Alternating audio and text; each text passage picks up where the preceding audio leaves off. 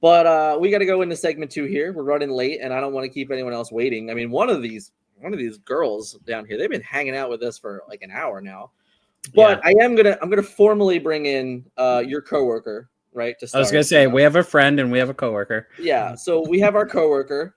Hi, friends. She's sometimes okay, but she's here hanging out with us tonight. She came in right on time. For the record, I was watching the whole time. I know you were. We know. It was probably Ben watching, but whatever. Sure. But we do have another friend. First time on the channel tonight. Hello. Hey, friend.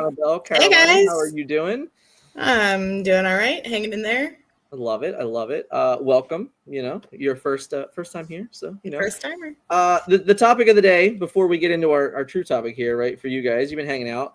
What is the most you have spent on a single card in Disney Lorcana since I think both of you are Disney Lorcana first game, if I remember? I know one of you is for sure, but I think it's both. Yep, me too. So about you guys, what's our number one card? Most we spent on a card.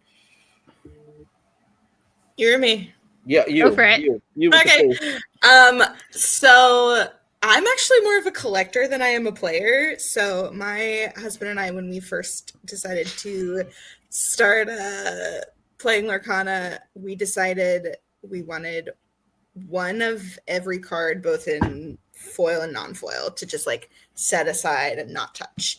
Okay. And so I was like, okay, I'm going to be really dedicated to getting my first chapter foil set. One of the last cards I needed was the foil Rapunzel, gifted with healing. I did not spend the money on this. My husband, for my birthday, spent $50 on a foil Rapunzel. That's a steal.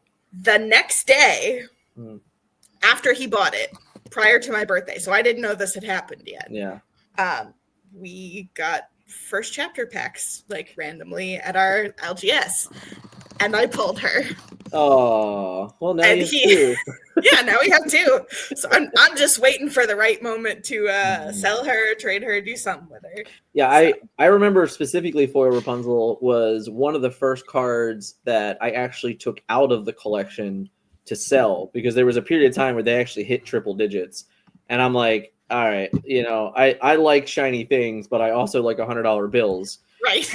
So I actually do not own any. The only foil Rapunzel we now own is the Japanese one that we opened. So, but it felt like an okay trade. Melissa, collector of many things. What's our single most expensive card we purchased? To be honest with you, I feel like I did a lot of trading in the beginning for cards and not a lot of buying. Okay. And then I really wanted to let it go, but I earned it. Sure. So I feel like it was probably a random enchanted that was in the $100 range, but it wasn't I need this, so I could not tell you which one it was. All right, fair enough. I was gonna say it must be nice that she just gets to win everything. It's to win Elsa's. It's to win Let It Go. What's your biggest competition? Logan from Maelstrom? Okay. He messaged me the other day and he's like, "Where are you playing this weekend? Because I want to play." So it's on. There you go. Yeah, he's gonna go somewhere else. There's only one event. He doesn't have a choice. He either shows up or he doesn't play. Uh oh. Two. Called out. Trouble. I was more interested in this. I don't think Melissa would spend $2,000 on a foil lady. For what it's worth, I gave her all her foil ladies. Okay. He was talking about yen. That's what? It's Japanese yen, 2,000 yen. Sure. For the set 7 Japanese cards that don't exist. Right. Yeah. Yes. Well, I'm now fluent in Japanese since I'm going. Proud of you. Yes. Okay. Well, our next topic is the newest addition to our calendar dates. For some people, not for me, because I have a local tournament happily this weekend. But we're going to talk about CCS's next 8K, which is June 14th and 15th. Prizes guaranteed and scalable. And this comes with the Lorcana Rising Stars Scholarship Tournament and a Lorcana Ladies Championship. So this event is, of course, the weekend event. We just kind of passed this, and they had a 13K and then a 3K on back-to-back days. And on this particular weekend, they've decided to add on the scholarship tournament and this ladies championship. And I felt like this was a perfect opportunity to bring Melissa on. And then Melissa says, hey, I've been talking to friends today. I got to bring someone else on. I'm like, all right, great. Because that means I don't have to do as much talking. I'm going to let them talk about it. I would love to know. It's me. Yeah, exactly. I think they figured it out. It was easy. We were talking anyway. So I'd love to hear your guys' like initial thoughts on this announcement for this ladies championship at CCS. We're gonna let Melissa kick it. So I actually heard about this a few days ago because I saw it in Melee before it was like formally announced. And at the time they had the 8K that was like in Melee. And then I saw a Sunday event and it said Lorcana Ladies and it said Rising Stars Tournament. And in my head, like first gut reaction was, oh, this is cool. We have main event. And then we're not doing a Sunday event. We're doing targeted events to try to appeal to different audiences. And like gut reaction was like, okay, I have to think more about this, but this could be cool. Now, when it was formally announced, as we can see on this flyer, there is a Sunday 1K. And as soon as I found that out and I saw the start time of this ladies event, like my entire perspective has rotated. I'm sure Caroline probably feels similarly, so I want to give her a chance too. But I have lots of thoughts, but I'll let you go first. Sure. So there's been a lot of talk about this in the community. And of course, with my particular position as one of the organizers for Love to Lore and the community admin for the Discord, like that is a very particular space I am well suited to. No. Oh no! Did we lose her? No. She was so prepared I'm sure she'll be back. to be I here know. way early. I'll help her. Let's see if I can move. All right. We'll catch her. I know she's traveling for work, so the hotel Wi-Fi might have like bounced her. The hotel Wi-Fi got to 1018. They're like, no, put another quarter in the meter. So, all right, I'll give my opinions, right? As Go someone this pertains to very much. So, this is very sexist, right? Yeah. Like men aren't allowed as if we're not equals. Okay. I think this is I'm going to ridiculous. counter you when you're done. Wait, I think this is ridiculous. I think that this shouldn't be happening. And if anyone actually has these opinions, don't ever talk to me. Like I am fully expecting to see that like on Twitter or Reddit or something. Never ever approach me. Yeah. Okay. Yeah. The World Series of Poker has a ladies event. Yeah. Okay. Every year. Unfortunately, it is like against whatever to like say men can't do it. Right. So what the World Series of Poker does is it's a $10,000 entry fee, $9,000 discount if you identify as female. If you're female. Yeah. So I think that it's great that this is coming to some capacity. And if it even like, hopefully they take people's feedback, and it would be nice if even like Ravensburger could do something like this. I've been pushing for a kids league forever. But I think the scholarship thing is like A+ rate. Yeah. So I fully support, like, you should give women a space where they feel comfortable playing. You should give kids a space where they feel comfortable playing.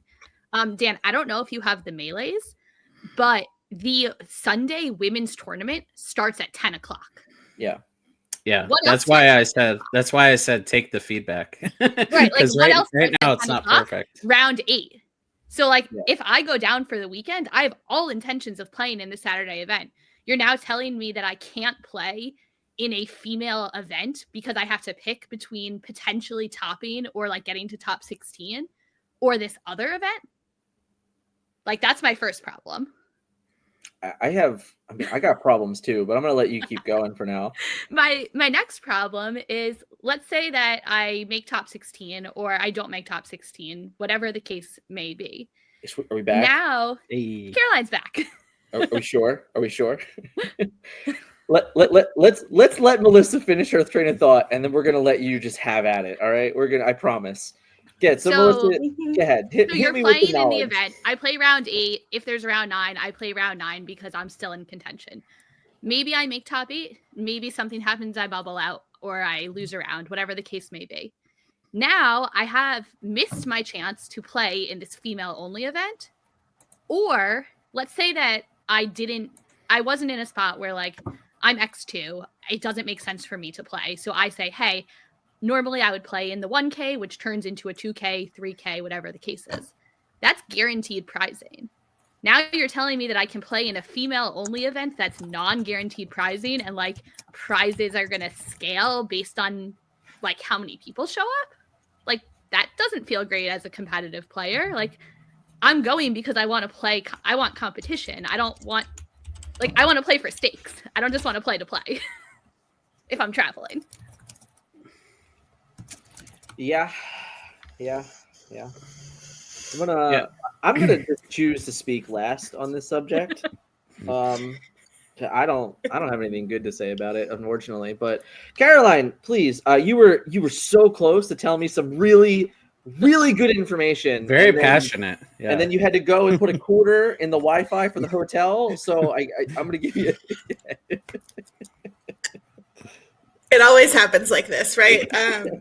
It's fine all during testing, and then I get on camera and something happens. Anyway, hopefully done with this soon. Anyhow, I feel particularly situated to talk about this because of my position in the community. And so the biggest question I have is, how was this event organized and decided upon?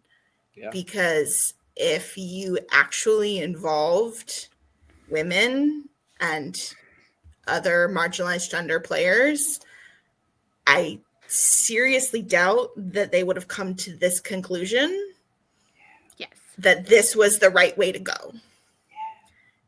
Because you're running the event at the same time as another highly competitive event. You're not guaranteeing the same prizing. No, did we lose?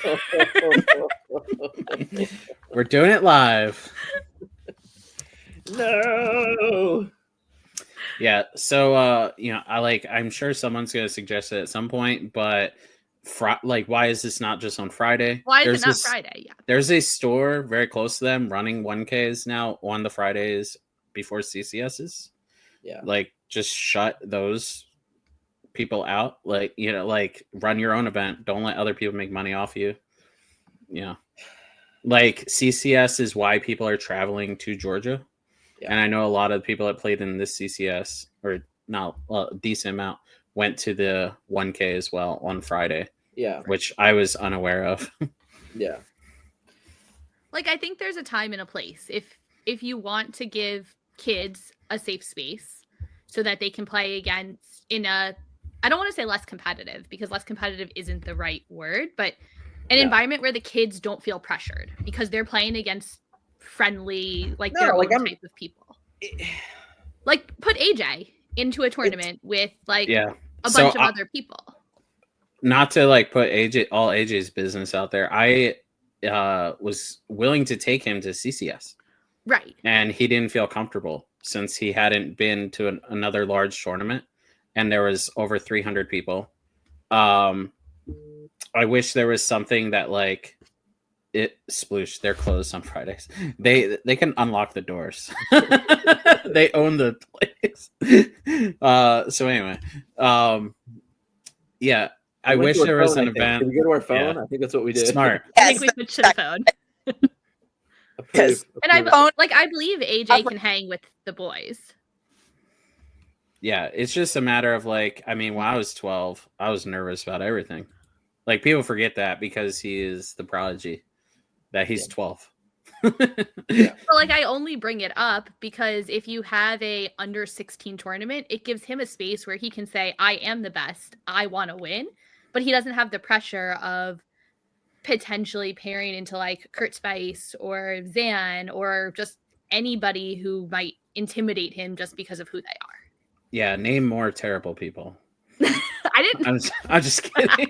I'm throwing you under the bus. I know. But I think there's a lot of ways they could have done this, and it could have been very welcoming. And I just don't know what their intention was. Are you trying to get +1s who aren't playing in these events?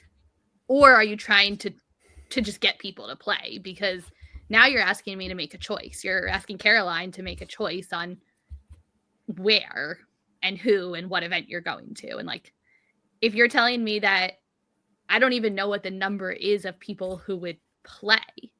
Yeah. But yeah. Yeah. All you, Caroline.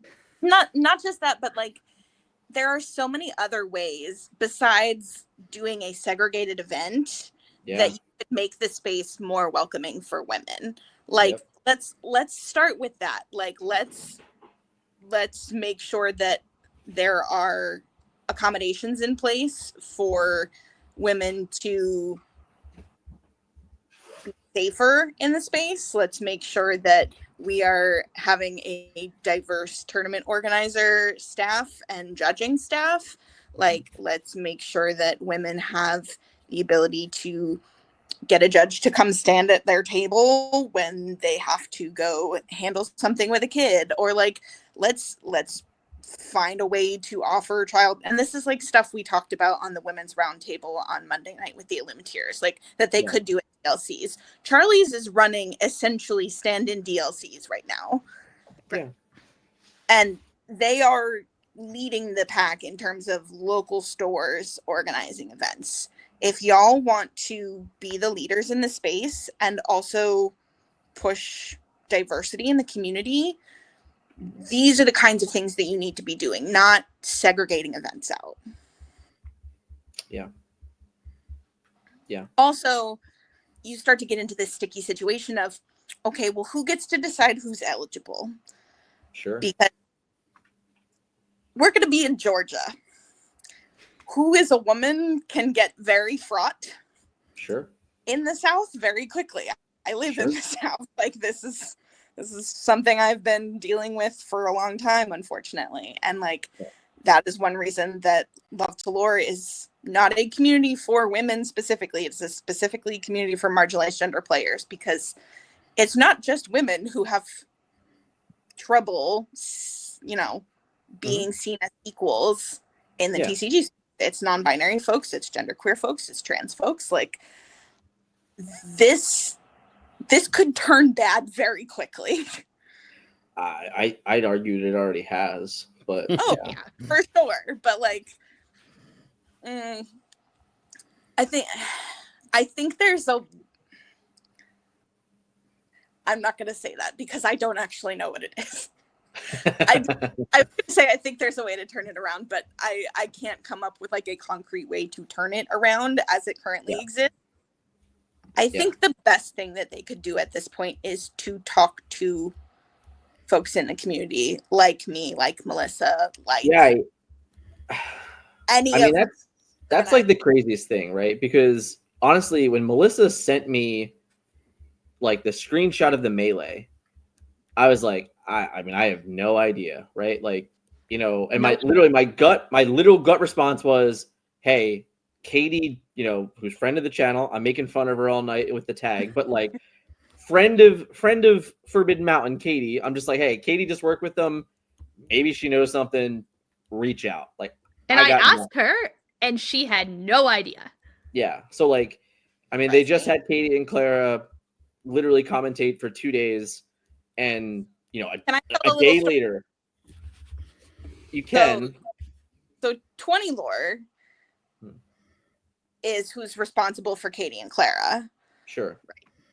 They reached out to me a couple events ago. Like, I don't remember if it was before or after Continentals, but it was around that time, and asked, well, because several of us had been vocal in the 20 Lore server about them not having very diverse casters for their events that they were covering. They were covering it in many languages, but no women. Yeah. All men. Sure. And so a couple of people had made some offhand comments, including myself, and Sir Ashtown reached out to me. He was like, hey, you're right.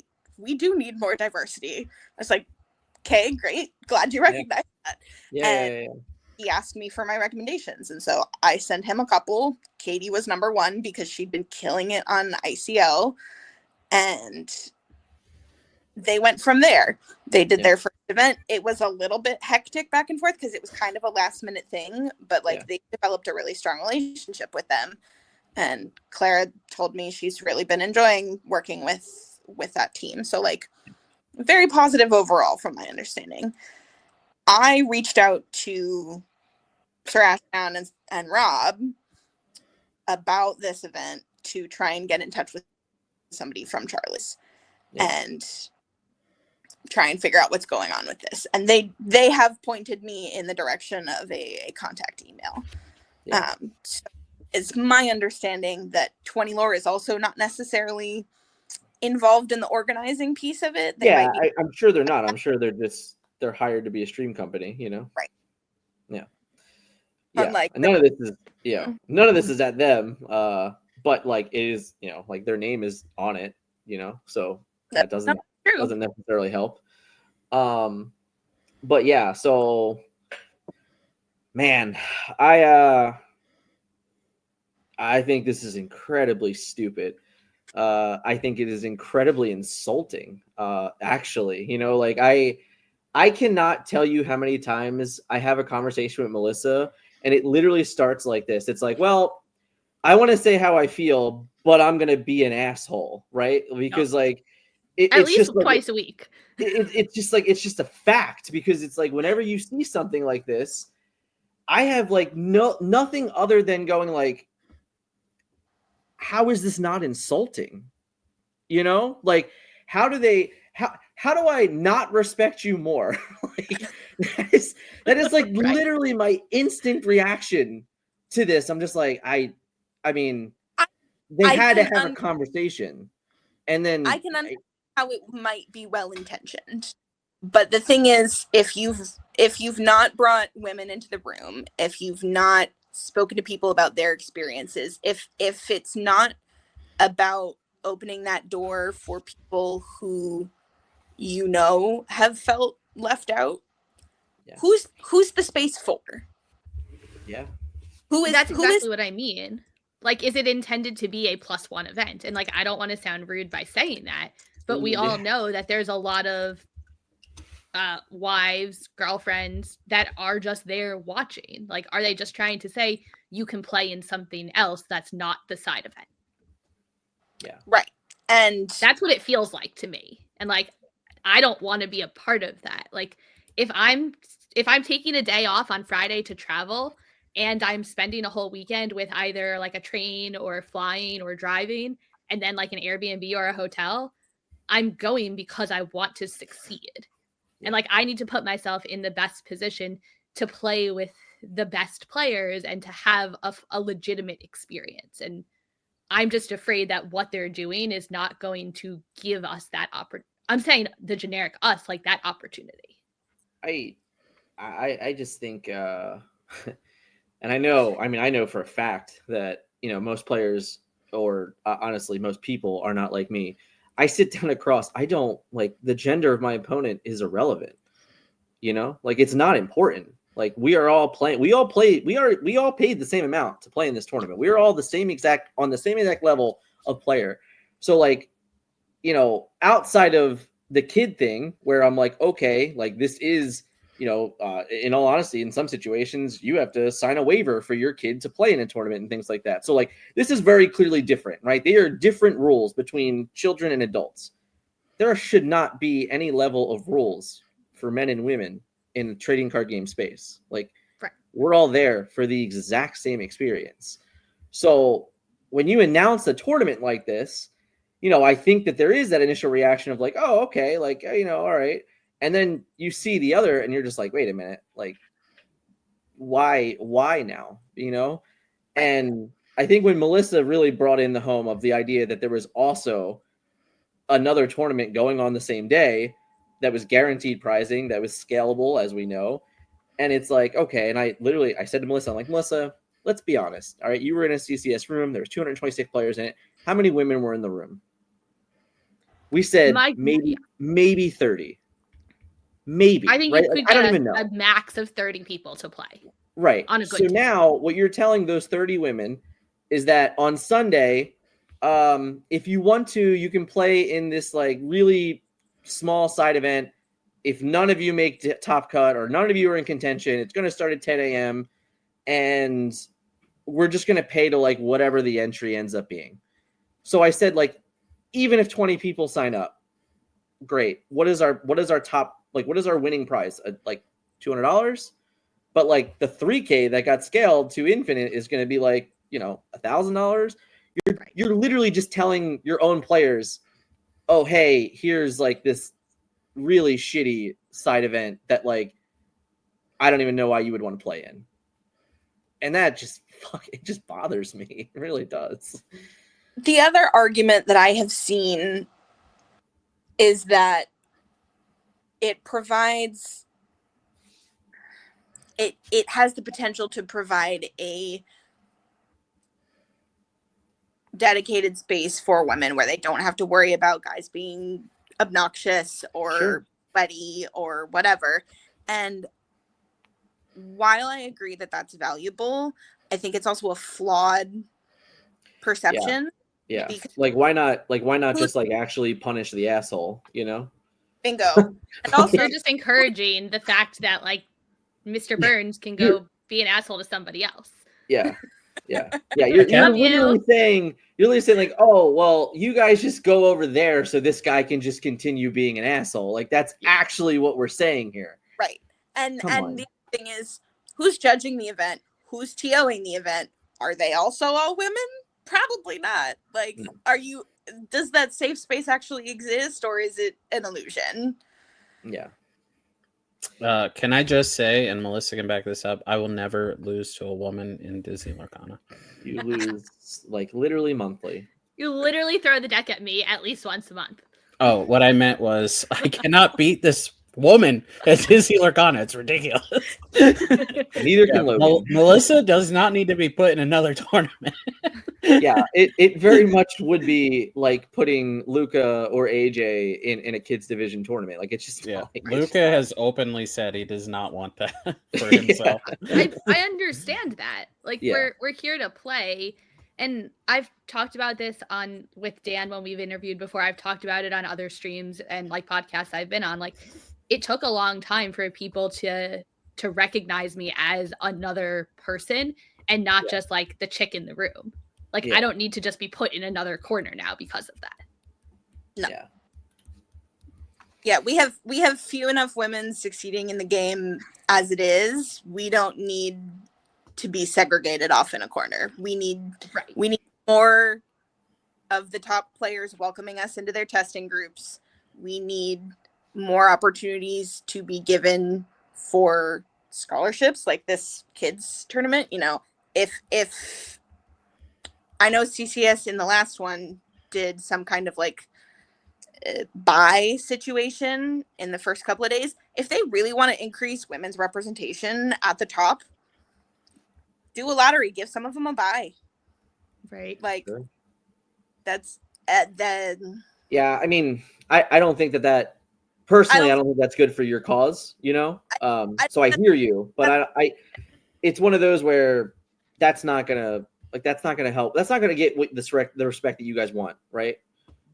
I don't necessarily think that's a solution, but like, it would make more sense in terms of moving toward your goal than creating an entirely separate event. Yeah, I think it's stupid.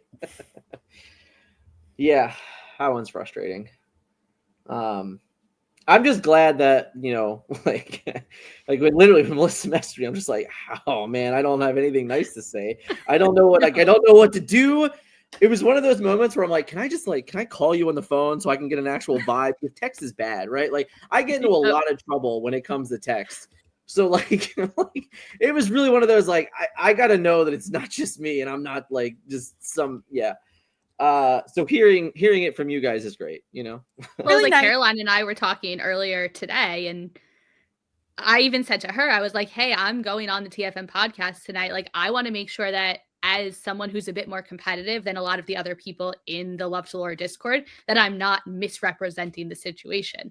And like, as soon as I said something, there was conversation for 2 hours about it. Like at least 6 different people who I've never spoken to started speaking up and saying like, I talked to my mom about this morning. I talked to so-and-so, like this is BS. Yeah. And it's not just in the women's only spaces too, right? In these marginalized spaces.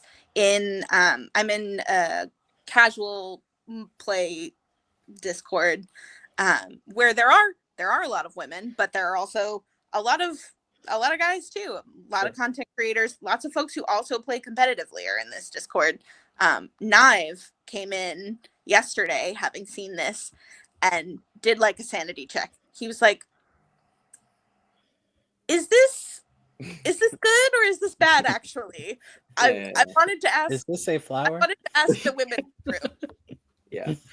And I really appreciated him doing that and like coming to us, the women who actually like matter to him in the community. Yeah. Because that's what you should do in situations like this. Yeah, it was literally like I was out to dinner tonight and Melissa's like, yeah, I've been talking to Karen. I'm like, does she want to come on? Like, bring her on. Like, let's go. Like more the merrier for this topic. I'm all for it. I as soon as she mentioned she was coming on tonight, I was like, I know it's last minute and I'm, super swamped at work right now and I'm in a hotel, but I'll come. Like, I'm here. Like, it's important for perspective to be heard. Like, at the end of the day, the game's growing. If somebody's watching this who didn't feel comfortable saying it themselves, now they know that their opinion is valid. Yeah, it's a big thing. Like, if me and Dick got on here and complained about it, it probably, like, honestly, it doesn't do anything, Am I not good enough as a mostly straight white male? False. Yeah. Anyway, so I think that, putting people in here to give them, honestly, I would do this every week if it was that important, to really make that go home. And then I really do hope. I'm with you though. I'm going to be, I don't know what they can do to actually fix this. I think it's bad. That's the challenge. They need to just have someone on the, you don't have to be on the planning staff, but you have to know somebody who's involved in the game enough to say, can I run this by you? Like, Dan, you messaged the team about something yesterday, and you were just like, hey, I need everyone's pulse check on this. Right. All that whoever it was like organized crunchy it. or creamy peanut butter. I could see her dying off. Yeah. I know. All you had to do was ask somebody and say, is there a female I can run this by?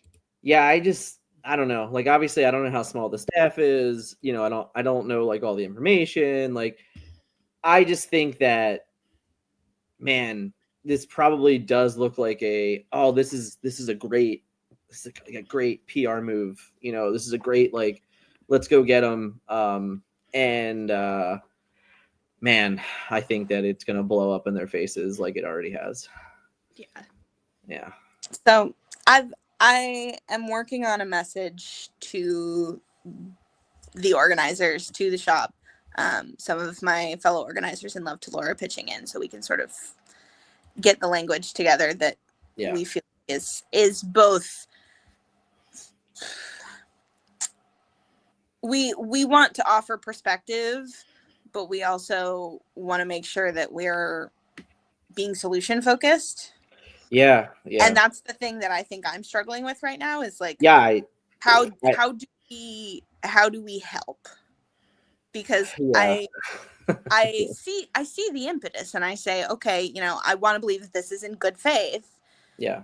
And if you want to help, let me get on board, bring somebody in who is involved in this kind of work in the community, and let's actually make an impact. But I'm struggling with how within the existing format that they've settled on that can work. Yeah, I mean, I think at the very least you have to go to a guaranteed prize. You just got to put a number on it and say, hey, this is a thing. You just have to commit.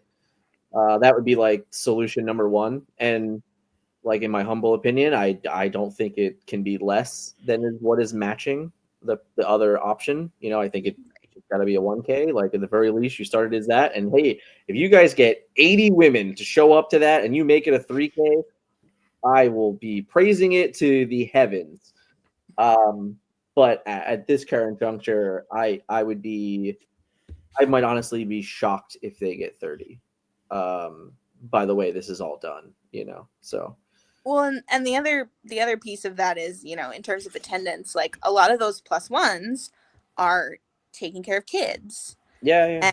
if it's going on at the same time as another event where, you know, the guy is playing, like, who's Someone's taking gotta care of be the kid? mom. Yeah. 9 times out of 10, that's going to be mom. Yeah, I Right. mean, and if it's dad, that's fine too. But it's like you can't have both caretakers out of commission, right, to be the caretaker. Yeah. So if you're gonna hold both events, which is also a major part of the problem, which we've already discussed, you gotta have some other solution in place if you really expect to get any kind of turnout. And like start it at the same time you're starting the other side events. Like, don't just tell me I don't even have a chance to top cut. Right. And not just me. Like, there's other Yeah, females who are in contention. And it's like, I don't know. I'm pretty confident. I watched basically every round of it this weekend, literally aside from the top 4 and the finals. And I would love for someone to correct me if I'm wrong. I don't even know if there was a woman on the entire day. Like, was there one? Okay. First round. So there was one. First round, one. So yeah. And for what it's worth, like, that can also be dampered because we're doing a community player, and you're only going to get like one person for 9 rounds on average. So like you're kind of like eliminating a number, right? Like literally right by default, because you're taking away one of the 4 people. But yeah, even something like that, like even if you just said like, hey, on Sunday, we're just going to do this thing where, we're going to give the opportunity for like women to play on camera, like just even something like that. If that's really what you were trying to do and you're trying to put a spotlight on a portion of the community, and you're like, maybe even if you're trying to spotlight one of their local, females there or something like that, like whatever they want to do, I just think there was probably better ways to have that done than to kind of have like all this competing things going on, but then again, this is why we have conversation, right? Like I say this all the time. I feel like we always get in trouble more than anyone because we're willing to have these conversations that no one else wants to talk about. But if you don't have a conversation, you can't actually cause change. And this is one of those where I literally asked Melissa on Tuesday. I'm like, hey, you gotta come on Thursday because we gotta talk about this. So a friend of mine. Go ahead. I was just gonna say I appreciate the last minute ad to let me come on, and I sort of invited myself. Yeah. The more the merrier. Like, you're welcome here. Yeah. yeah. Yeah, Melissa. I was gonna say a friend of mine is they're like in between mod and admin on the Lore 20 Discord. Sure. And so like when this was first coming out, I was talking to him about, just because like I said, I didn't know that there was a 1K. I thought that like this was the Sunday event, which gives it a very different perspective. It puts a little more prestige on it. I agree. Yeah, right. And I had said to him, I was like, hey, is there anything you can tell me about it? And he's like, oh, like, let me ask Sir Ashton and Rob and like see what I can find out. And the response was basically like, prizing is going to depend on how many people come in. And also like, we're going to try and feature them after the top cut of the other tournament. Sure. So like, I can see, like you were saying, maybe there's a PR perspective of, hey, we want to showcase this. Yeah. But it just feels very much as an afterthought. And yeah. Like Caroline's been saying, there's a lot of ways that it could not be an afterthought and be a collaboration.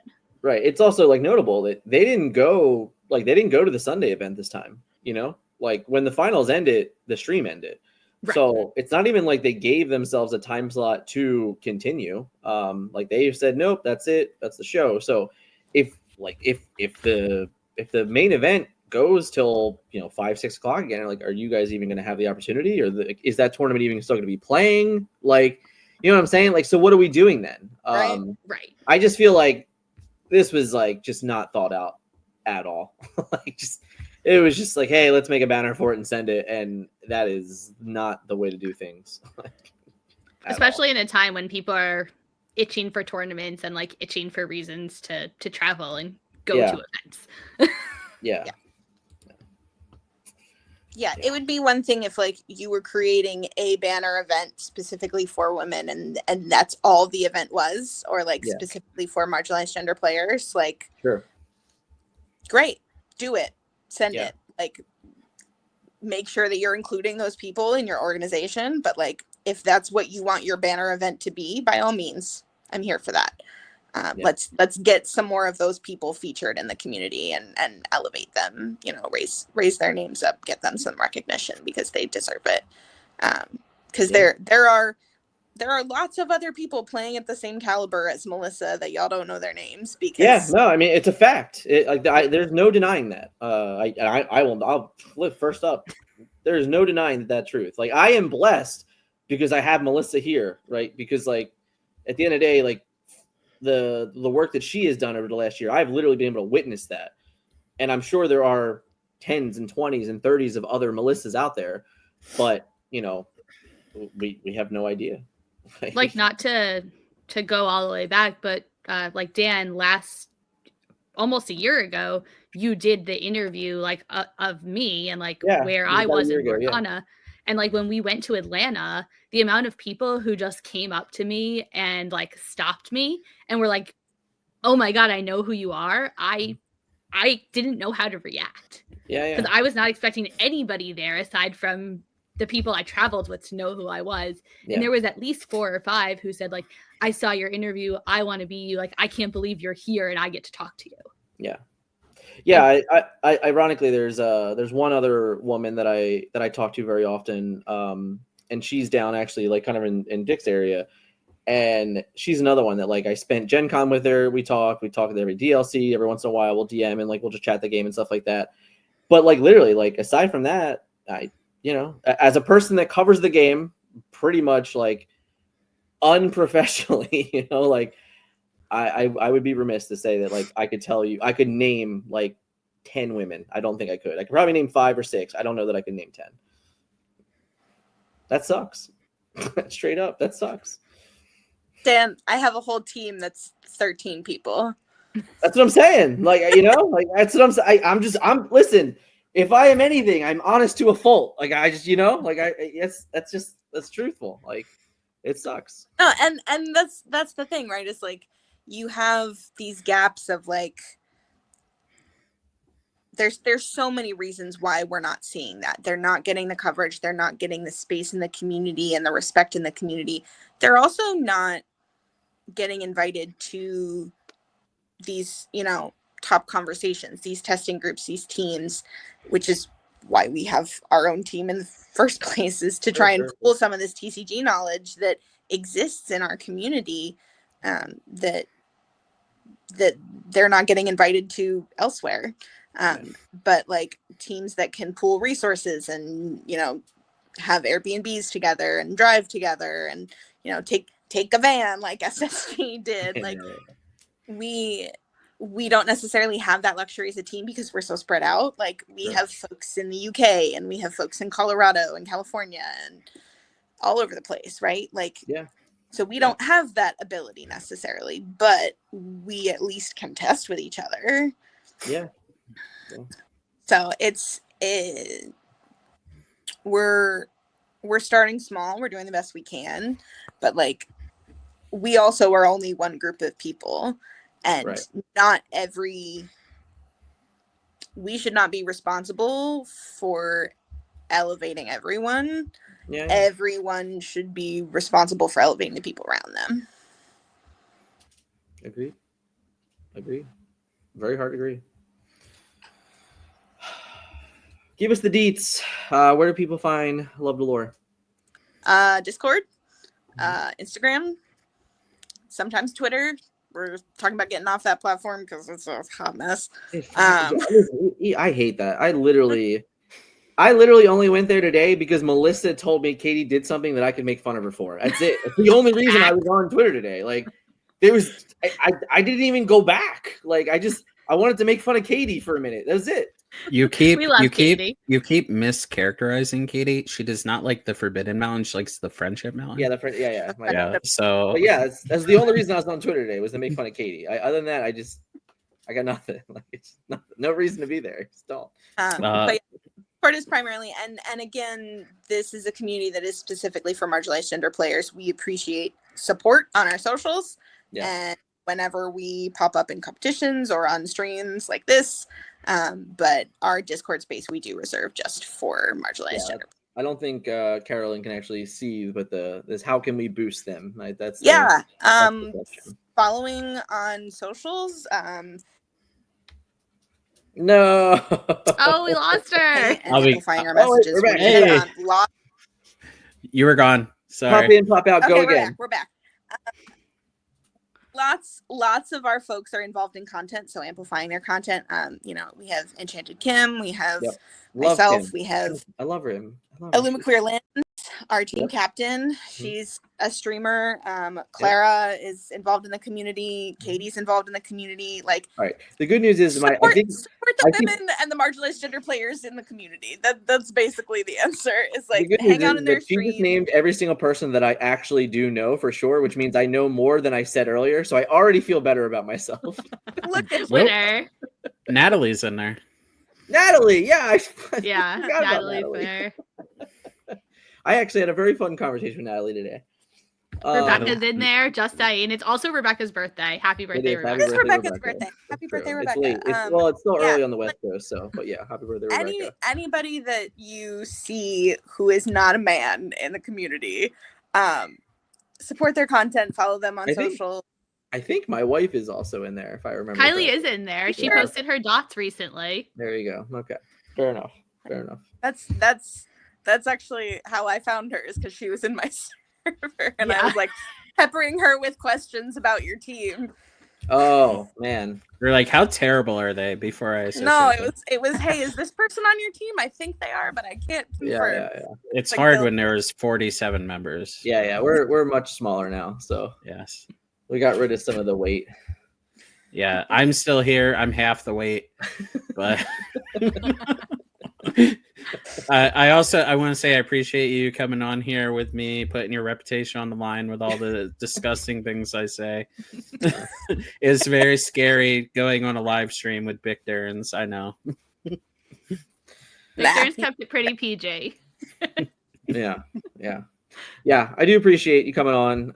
I don't appreciate you hating the hotel Wi-Fi so much that you get kicked off every 45 seconds. Man, it's bad. And this isn't even my usual hotel. I have a hotel that I've stayed in consistently for the last several months, and this week they were more expensive for whatever reason, so I had to switch. Terrible decision. I should have just paid the extra $100. Yeah. You should have just booked in advance, knowing you're going to be there, and then locked in that price. Happens. That's the way you do it. All right, you gotta lock it in. You should have just, honestly, for the amount of time you've been there, you should have just booked an extended stay and just be like, I'm just gonna live here for a month. That's what I thought about for a little while, but I've been back and forth so much. Yeah, but it's still, I bet you the month on extended stay is probably still cheaper, if I'm being honest. Even if you're not there. Oh, she's gone again. It's we never had her. Oh, wait, she's back. This is a fun game. In reality, she's way better than trivia, because I can't win at that. If we gave her more notice, we could have had her do trivia. No, I didn't want to do that. That's a bad idea. I can go on the Illumineers and be made fun of for not knowing things. I can't. We're not doing it here. You would have been so good at the game they played on Monday, I think. Oh, I missed it. I was sleeping. It was a good game. All right. But yeah, we're going to move. Oh, I lost it. Did we get that? I didn't get that. The game was card facts. So she basically told us a card, and you had to go in a circle and say one fact about the card. And as soon as you didn't know a fact, you were eliminated. Oh, that's interesting. Much better for competitive players. Yeah. Yes. Way better. Yeah. Which is why you would have liked it. Then what is this character in this movie that appears for 45 seconds? But we love Caroline. She crushed I will say, shout out to Artibax real quick, who didn't know who Thomas O'Malley was. And I said to my wife today, I'm I felt so good because I was listening to this podcast and I knew who Thomas O'Malley was because I asked you 3 weeks ago. I felt great about it. It was so great. That's hysterical.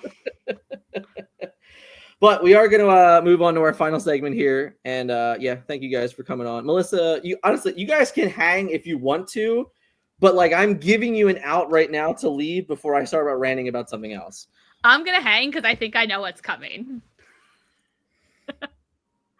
She's talking, but I don't hear words. I think Yeah, she's we saying lost it. goodbye before her Wi-Fi spazzes. Oh, all right. Oh, okay. All right. She's I like, gotta I don't thank you guys want so to be much. bad for my brand. I'm leaving you fools. I'm Dan, gonna chill. Dan, do we have a podcast? Yeah, so we do have a podcast.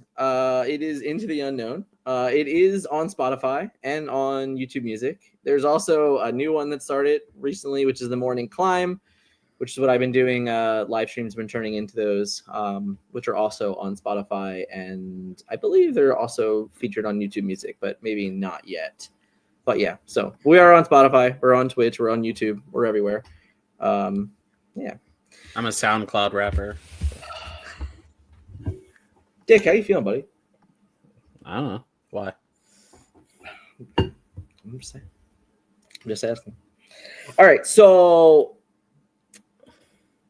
I'm gonna go to a tweet real quick, and I don't really want to spend a whole lot of time on this because I don't even think it's necessary in this moment.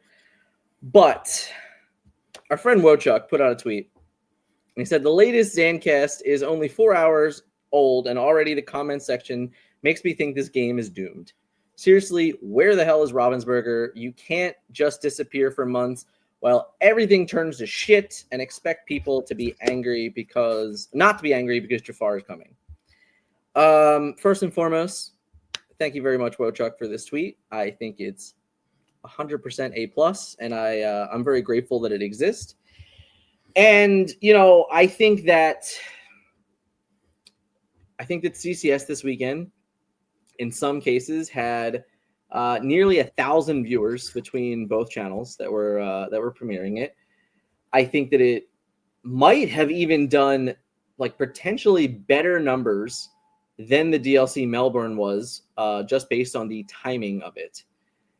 And we walked away from DLC Melbourne, we walked away from NACC, and now we're walking away from CCS. And you know what? The winners, while Ed was pretty much celebrated, there was still a lot of controversy around it. While DKP was celebrated, there was a lot of controversy around it. And why Hector was like celebrated, there was a lot of controversy around it. How many more events are we going to have that we're going to leave the event feeling like, man, this is getting worse? Anyone else getting this? All of them, because people care more about drama than actual winning. Which, like I said, when Hector was here, I was very glad that Hector was here. Like, I know if I won, and like, no offense to the other 3 people that chopped top 4 day 2. I know Kendall personally. I don't know if I know anyone else personally, especially because like Melee names, I just don't know at all. Sure. Yeah. So like it sucks. Like if I won one of these tournaments, that was like a huge thing. When I was in the room, I heard many times, wow, this is like Nationals 2. Like it was huge. Like world-class cards, people were there. Mm-hmm. SSG was there. I was there. Yeah. So it should be a huge event. It should be a launching point for people's careers, right? It was like, I think it was the first time I ever heard of Zan, for instance. Yeah. I mean, I interviewed Zan after he won the first 8K. Yeah. That was the first time I met Zan. It was like a little more than a year ago at this point. It's unfortunate for CCS themselves because like they hired the judging staff. They weren't involved with any sort of judge anything. And they're trying to run a successful business, and then there's people that don't want to come to any of them because of other things that are out of their control. Yeah. So it just sucks for everyone. Yeah. And I just feel bad for everyone that's wrapped up in all the drama, but at the same time, people love drama. Someone even commented, have you guys talked about any drama yet? Yeah, popcorn emoji. Yeah. No, it's just a fact. I hope you're still here. And you know what? Like I watch Pleasant Kenobi sometimes when he makes magic drama videos. Yeah. I'm part of the problem. Yeah. It's just that's just how it is. Many Kudos has made his entire YouTube channel like 2 million plus subs, whatever, on just the drama from different trading card games and video games in the past 20 years. Yeah. So it sells Yeah. Melissa, before I continue, you have anything to add there? It's just such a shame that the winners get under like shadowed, basically. Like they don't necessarily get the full spotlight that they should deserve. Like it was great that Hector jumped on.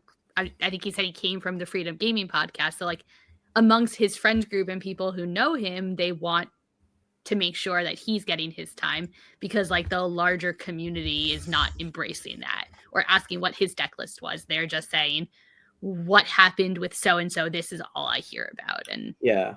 it's like I particularly made it a point to not talk about this until everyone was gone, because it's just like,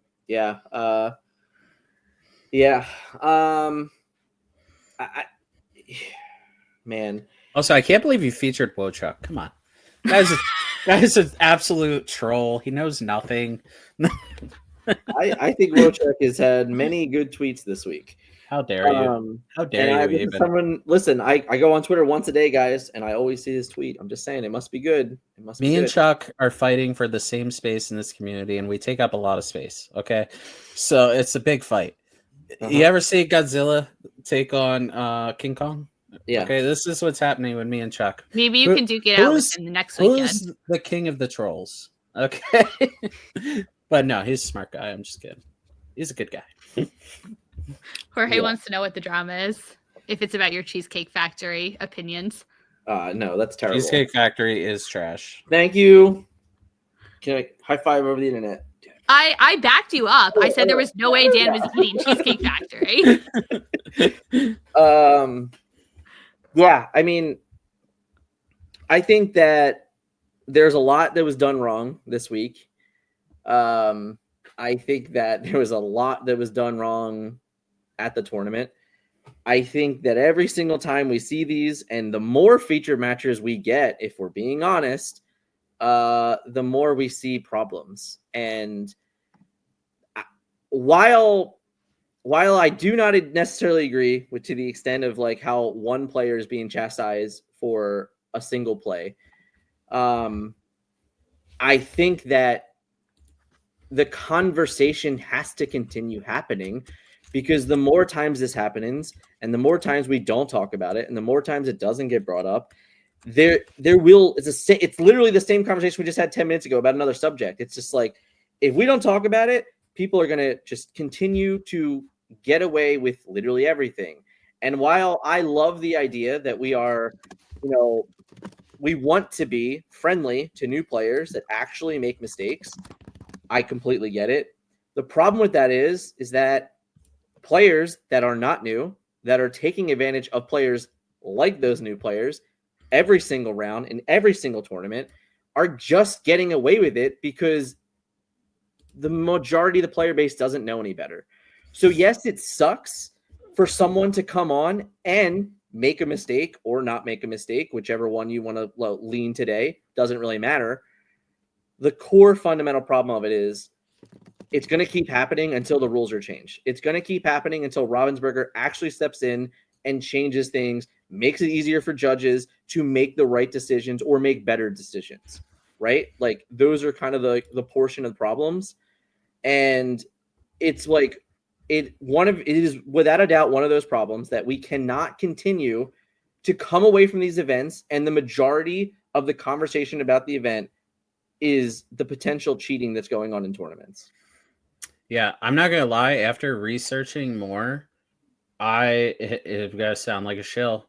I feel bad for Ravensburger, and I think that a lot of this comes down to the Wizards of the Coast lawsuit from years ago, because I know now, like, even Wizards of the Coast doesn't keep track of cheaters. It is up to the tournament organizer at this point. It was on MTG Goldfish, a great video. It was a great video. The old Mike Long. I just had my cards right on my lap. I mean, it was while I'm on camera. It was such a good video. It is frustrating to watch, but yeah. Like, if I'm in charge of Ravensburger, I'm like, at this point, trying to see if I have the budget to hire a third party that is going to keep track of all this stuff and run the actual judge program. And it sucks for Ravensburger. It sucks for the players. It sucks for everyone. But I at this point, I can only blame these judges that wanted to be classified as full-time employees when they get paid $1 Yeah. for like it's insane. I mean, I know the lawsuit got thrown out, but it's not like you want to be in the headlines that you're getting sued. Yeah. Like so yeah, it's just a bad situation. I'm tired of seeing this.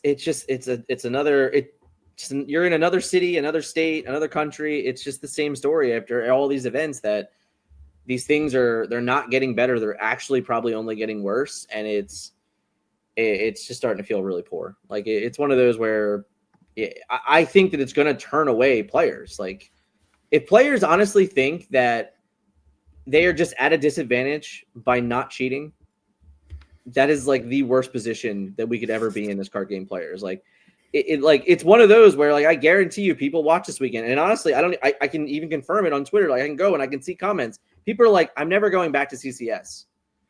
Like I'm not even gonna go back. Which sucks. Yeah, like it does suck. Like where else are you gonna compete for over $10,000 in product right now, or in prizes right now? Like it doesn't really exist. So like the idea that players are seeing this on display and they're making those choices going, I don't like what it looks like. I don't like the vibes. I don't like how it feels. I'm not going to go play in their tournaments. Like that sucks. And it really comes down to, we really need to redetermine some of these rules. They're just way too lenient. They're way too kind to the new player atmosphere. And in all honesty, if I'm being completely honest, we learn by punishment. Like, that's how we're taught our entire lives. Like, if you make a mistake, that sucks. But if you just get nothing for it ever, then new players will never get better at the game. They're never going to learn to be better at the game. You know, if the moment someone draws an extra card when they're not supposed to and they get a game loss, guess what? The next time they actually play a whole new world, they're not going to just fan out 8 cards and hope that they're like that it's 7. They're going to count 7 cards off the top of their deck.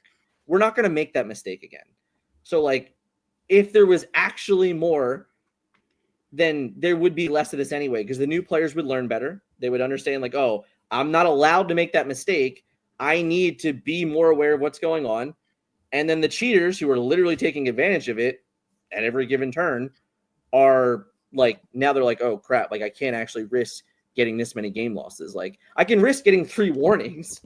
like whatever. What is a warning? I mean, it's a joke. I can't risk just getting a game loss. So that's all I'm at. I'm really begging. I'm just begging for like just to be less lenient. It's just too much. I went and looked at the Magic rules, and it was the first thing that came up on Google. So I'm assuming it's the most up to date. It was last updated in 2024, and it's the same exact ruling in Magic, drawing an extra card, as it is in Lorcana. It's just a warning. Yeah. So, but yeah, I don't know what the answer is. I know that like I think there needs to be another level above competitive. Yeah. In the rules itself, and there was for Magic when I played. Like and it's up to the TO to determine what level your tournament is, right? So if you have $12,000 cash on the line, you could consider a professional tournament. Sure. And you could be, yes, you're absolutely not making mistakes. You could even say, like, after round whatever, it's a professional tournament. Like, that's how Grand Prix work. Day 1 competitive, day 2 professional. Yeah. It's funny that AJ mentioned this, because I was waiting for you to finish talking before he even wrote this. I was going to say, if you think people aren't cheating for 2 booster packs at your locals, you're also wrong. Like, how often do we see, like, it doesn't make the news when, like, some kid steals a TV and gets caught, but it always makes the news when, like, a doctor, like, there was a doctor cutting off candy bar UPCs, taping them to Lego sets, and going to self-checkout in Walmart. Like, there is no rhyme or reason to theft, and cheating is theft. Yeah. It will happen at all levels completely. And it sucks. I think the only way you're ever going to get rid of cheating is to have a digital only game. and even then people figure out ways to cheat. So So solvers. yeah, it's just Like literally, poker's being ruined by solvers now.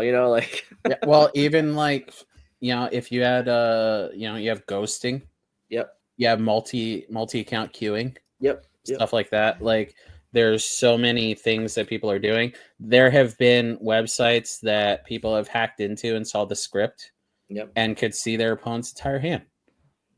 So it's just like there's at the end of the day, the people that are trash are gonna keep being trash, and it sucks. Yeah. And at the end of the day, it's only gonna hurt idiots like me, who like when I draw off Whole New World, just grab 7 cards, and then if I have to get a warning because I'm like, oh, I'm an idiot. Yeah. Then I think it also makes people who might now just be finding out about the game or want to try and get into it feel a lot less comfortable. If they like you said, the internet today was the last few days has been way more full of drama than it has been news or about tournaments coming up or other stuff. We don't have too much to talk about right now. No, I know, so it doesn't help. But yeah. But it's if I was to Google something or like hop on Blue Sky or X or any of these places, the first thing you're going to find if you type in Lorcana is drama. Yeah. And that might not be a welcoming environment to somebody newer. No. Right. Yeah, I mean, it's definitely not going to want to get someone like AJ going out. Yeah. Without a chaperone, at least, to like make sure everything's cool. He had a problem at a set championships, and his opponent was basically just like, "You're a kid, you don't know what you're talking about." Yeah. And he said to his dad, and he said to me, like, the expression on his face said everything. He's just like, "I promise you, I was right. Yeah, I promise you, I did what was supposed to happen." Yeah. Ben and I I think it was the Atlanta side events of the DLC. It was either Atlanta or Chicago. No, it must have been Atlanta because he was in day 2 of Chicago. And he got paired in either draft or sealed into a girl, like a child. And there was some discrepancy about what Great Stone Dragon did and how you could or couldn't use it. Okay. And the girl was like, I want to understand this, but I don't want to call a judge. Sure. So Ben calls for the judge. Of course, it happens to be right at the time me and my opponent finish our game. Sure. And little do we find out that my opponent was the father of this daughter, who starts freaking out when he sees that a grown adult is calling the judge on his daughter. And they explain the situation, and the daughter goes, no, like, I wanted the judge to be called, but I was uncomfortable. And like, it just puts you in these awkward situations. Like, I understand why AJ felt so uncomfortable. Yeah. One thing I will say, and this is for anyone that feels uncomfortable, that most people probably don't know, you can ask for seating where you never leave. The kid at CCS had permanent seating. Stay tuned for a podcast coming out next week, guys. Whole conversation about this, I promise. Oh, okay. I got you guys next week, I promise. Like, was it like Elman's? Is that who you're talking about? Or Rocket, whatever, had permanent seating at CCS? No, it was a really young kid. Gotcha. It was the one that was excited to meet me. And I'm assuming he was playing because he was at like table 60 or whatever, and it went all the way to table 150, and he was there all day. And his mom was next to him. Mm-hmm. I wasn't doing good enough to sit at table 60, so I didn't see him play. Yeah. But I'm assuming that was just his permanent seating, and it was very close to the judge station. It might seem weird for 2 people to be like, hey, we want permanent seating right next to each other, right? Especially if one is not a child. But like, they could look in your Melee history and stuff like that. Like, especially if they sit you both on the same side of the table. Like, if I wanted to bring my wife who'd never played in a tournament before, hey, I just want to make sure that she doesn't mess up. Yeah. It is possible. And then it would be nice if some events were like, Star City Games always has enough judges that I can be like, hey, can you watch my match? And they will have someone. Not every tournament has that luxury. Yeah. Very true. Very, very fair. But yeah, I don't know. Moral of the story is I wish people were less shitty, but can't all have what we want, right? But we will move into the final subjects here as we went long tonight, guys. I'm very sorry. We had lots to talk about, but I if we don't do it this week, we're gonna forget about it. So we're gonna do our best, and we're gonna move quickly and fairly through these. So my question is based on a new player growth. How do you propose a player to grow and compete at a high level? Like I'm going to my first tournament, bigger than a set champs, and I'm a little nervous potentially to play against some big names like Zan. Obviously, this came from last week. We didn't do a podcast last week. We didn't have it. But, the good news is that I have Melissa here, and I don't think of any better way to answer the question than to give it to Melissa. So it's perfect. Yeah, it's for a scrub. Rude. You just are waiting to throw a deck at me on Friday. It's going to happen next week. That's true. I'm bringing extra cards that I don't care Okay. about because I always lose cards when I throw my deck on Melissa. Facts. No, but in all seriousness, I think there's two things. The first is you can't be nervous going into this. And I fall into this trap. Like Dan and Victor have seen me fall into this trap in Atlanta in big tournaments where I get in my own head, and getting in your own head makes you your biggest enemy. So you have to go into it saying, I belong here. I can win. I want to play. And it doesn't matter if it's Dan, if it's Victor's, if it's someone you do or don't know, you're playing the same game. These guys have said to me plenty of times, you're sitting at a table playing cards. So all you have to do is focus on the cards in front of you and just ignore everything else that's around you. Last I checked, we're in the same room. Yeah. Random. Sorry. Dude, I looked into the flights to Wisconsin. It was insane. No, yeah, It was more sorry. They were too expensive. expensive. Yeah. It was more expensive than my flight to Seattle. Yeah, I made the joke about saying oh, there was nothing to see in Wisconsin, but the real truth is that it's no different than flying to Indianapolis in August. It is outrageous. Because there's no good airlines that go to Wisconsin. Otherwise, so, yeah, I'd love as to much as I would love to go out and hang out, it's just it's not realistic. Is that true? Anyway, sorry. My flight to Florida is $100. Yeah, exactly. $110 round trip to Miami. Just it doesn't really contend. So our next question here: as a competitor and content creator, I think this means me. Do you ever? You're not full time. Yeah, I'm not. You're not a content creator full time. Can't get burnt out if you're not full time. All right, hold on. That was good. So as a competitor and content creator, do you ever feel burnout? Not that you hate the game, but you lose passion and just feel like it's not a priority. How would you deal with that feeling? Do you stop playing for a bit? Try playing a new deck, etc. All right. So this is a great question because I know I can just say I've recently went through it. NACC, I probably played more in December and January than any other at any other time in the year, I would say, because that was I was off from work, so basically all my free time went towards playing the game, it went towards getting better, it went towards preparing myself for the LCQ, and I was all in. I put basically was all in. And obviously I died in round 3. We didn't make it, but I could say that I went to tournaments during that month that I never would normally go to just to play cards, just to be in a room, just to have a conversation, because I wanted to say I gave it my very best if I'm going to go to NACC and play an LCQ. And it ended. And ironically, I took it better than I thought it was because I remember the laugh of everyone thought I left the room when I lost in round 3. And I actually just ran across the room to play in my sealed event. Hey man, you gotta win a booster pack. Yeah, I did. I won 3 of them actually. So that was it. 3-0 event, 3 booster packs. No, but when we were done, Sunday, I showed up Sunday and I didn't want to play Sunday. I was like, all right, I got, I was here for 2 days. We're done. We don't need to play anymore.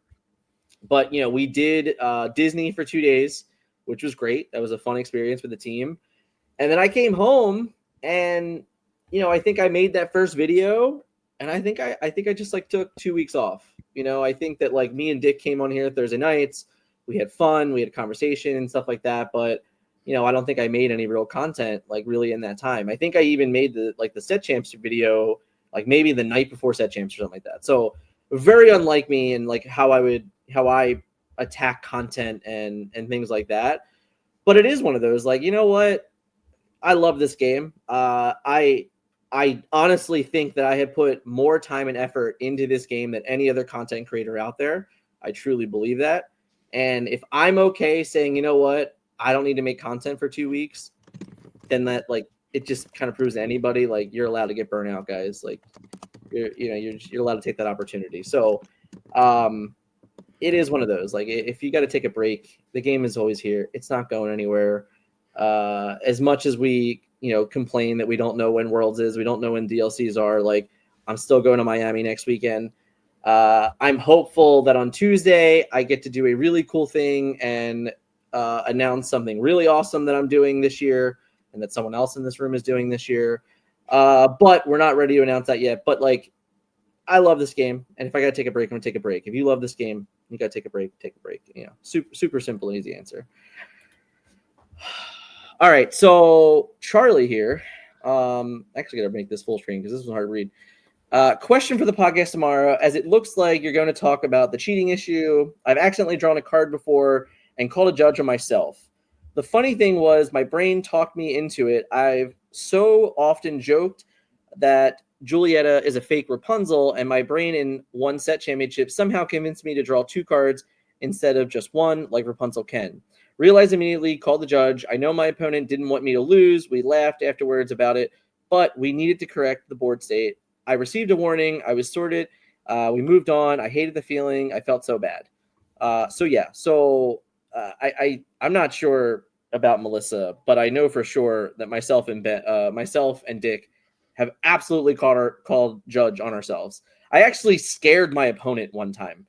I can't remember. I don't remember if it was Vegas or Seattle, but like I literally raised my hand, called judge. And he's like, "Oh my God, what did I do?" And I'm like, "No, I did something." So I called judge at the encounter, and I felt really uncomfortable because the two of you were basically judges. Sure. And I was like, "Great, I'm wearing TFM attire, and I need to call a judge to handle this situation. And the person coming over is wearing TFM attire." Yeah. That's not going to happen anymore. That's fine. My point is like it was super uncomfortable for me to do it because of who was going to make the decision, and like I didn't want it to be swayed, but I knew a judge needed to declare the right answer versus the people around us declare the right answer. Yeah, you're banned from the encounter, so it's not gonna happen anymore. Sure. Thanks, Keith. Yeah, personally, I think that if you make a mistake, it is way better for you to correct it than for your opponent to correct it. I think that a lot of the problem from this weekend that has been, talked about on many different platforms at this point was mostly blown out of proportion because the opponent had to call a judge instead of the player that made the mistake. So if you make a mistake, again, the rules are very kind. You're probably not going to get in any real trouble. So like, just call a judge on yourself. Yeah, and you do have to get a warning because then you don't just draw a card randomly, just have your hand shuffled back in. Yeah. Like, yeah. Anyway. Just a fun question this week. What are Disney movies / media you really want to see? What characters, items, songs, etc. do you want? Mine is really simple. I've been saying it for 2 years now. I want to sing Into the Unknown. Please let me do it. That's all I care about. I'll take I just watched this with my kids, so I'll take Hi Ho because I guarantee you everyone will have me sign that card. Yeah, that checks out. Well, Melissa already got Lady, so it doesn't matter anymore. I want Lady's puppies now. The babies. The babies. All right. What? She has kids? There's triplets. No one's watched this movie. It's like 45 years old. There's 3 puppies: Annette, Colette, and Danielle, and then there's Scamp.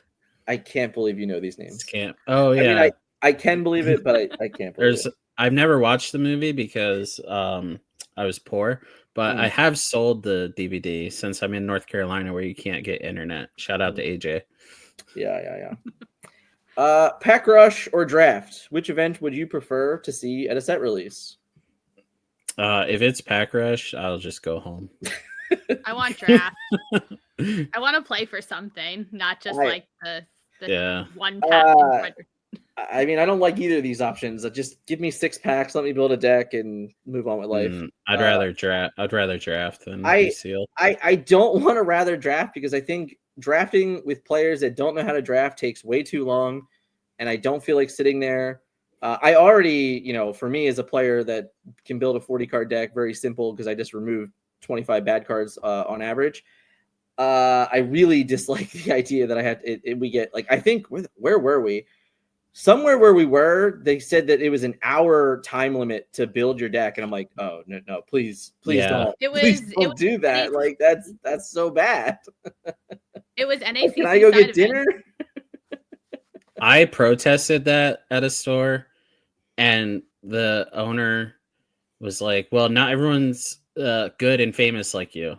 Yeah, I mean, they don't have to be good or famous. It's 8 cards, like we drafted. Yeah. The reason I prefer draft over sealed is because I can't complain when my deck is bad because I pick the cards. In most cases, if I'm playing sealed, it's probably at a very low EV tournament that I'm just there to get new cards. So like, I'd rather just like get 6 pants ahead of me, and I'm just not going to care. We're doing draft weekly. Good for you. I hope you're the best. TFM Kylie would like to know Super Goof or Random Roster Racer. And for those of you that do not know, that is the Vanellope Von Sweets, which is the Ruby character with Rush and Evasive. Yeah, but what do you mean? Would you rather? Would I rather what? Would I rather have a dog or like hang out with a small child? I'm hanging out with a dog. Like, would I rather put them in my deck? No, I would not rather either of them. There's no context here. Would I rather open one that's enchanted? Super Goof. Would I rather lose to one? Racer. Like, there's so many things. Would I rather one be played against me? Racer. Yes.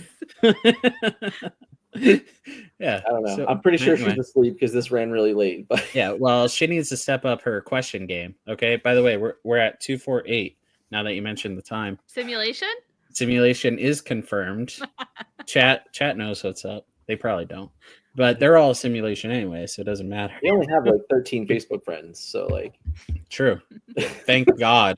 Someone tried adding me. Someone I actually like tried adding me this weekend, and I said, please no, I'm sorry. Yeah. I said, listen, the only reason we have mutual friends is because I felt too awkward to deny them and couldn't have this conversation in person. Like, I don't know if they felt slighted by it, but I assure you it had nothing to do with you. Yeah. Very fair. We talked a lot of stuff tonight, guys. Yeah, I know. It's fun. It's like way past Melissa's bedtime. It's okay. No. Melissa, she's a child. She goes to sleep at like 8 p.m. Yeah, but she posts like stupid questions every night, like midnight. No. Sure. Yeah, so do you. No, I post stupid decks at 2 a.m. That's the fact. I have to wait for Liz to fall asleep, and then I can start actually researching Disney Lorcana. Very fair. Well, it has been fun.